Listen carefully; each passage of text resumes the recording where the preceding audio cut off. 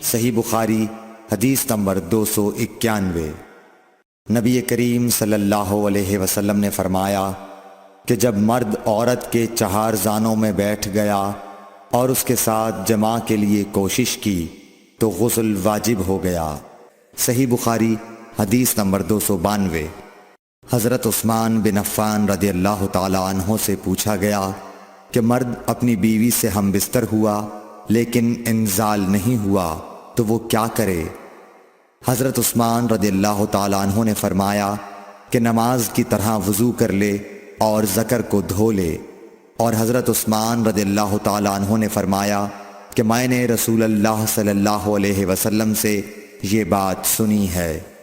صحیح بخاری حدیث نمبر 293۔ ابی بن کعب نے پوچھا یا رسول اللہ صلی اللہ علیہ وسلم، جب مرد عورت سے جماع کرے اور انزال نہ ہو تو کیا کرے؟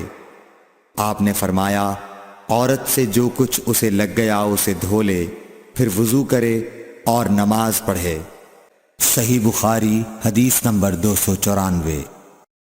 حضرت عائشہ رضی اللہ تعالی عنہ فرماتی ہیں کہ ہم حج کے ارادے سے نکلے، جب ہم مقام صرف میں پہنچے تو میں حائضہ ہو گئی اور اس رنج میں رونے لگی کہ رسول اللہ صلی اللہ علیہ وسلم تشریف لائے۔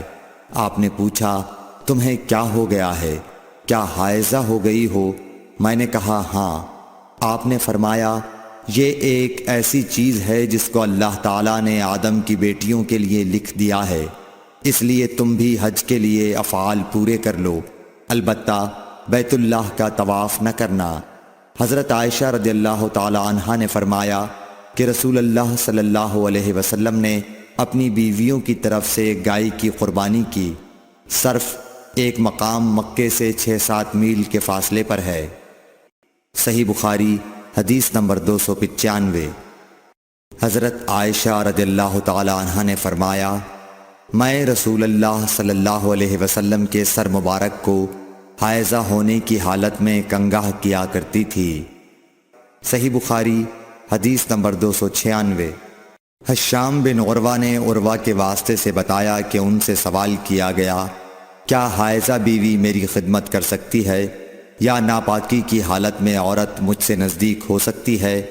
عروہ نے فرمایا میرے نزدیک تو اس میں کوئی حرج نہیں ہے، اس طرح کی عورتیں میری بھی خدمت کرتی ہیں اور اس میں کسی کے لیے بھی کوئی حرج نہیں، اس لیے کہ مجھے حضرت عائشہ رضی اللہ تعالی عنہا نے خبر دی کہ وہ رسول کریم صلی اللہ علیہ وسلم کو حائضہ ہونے کی حالت میں کنگھا کیا کرتی تھیں، اور رسول اللہ صلی اللہ علیہ وسلم اس وقت مسجد میں معتکف ہوتے۔ آپ اپنا سر مبارک قریب کر دیتے اور حضرت عائشہ رضی اللہ تعالی عنہا اپنے حجرے ہی سے کنگھا کر دیتی حالانکہ وہ حائضہ ہوتی۔ صحیح بخاری حدیث نمبر 297۔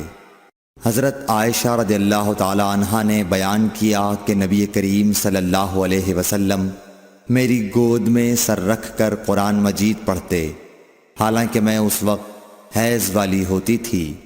صحیح بخاری حدیث نمبر 298۔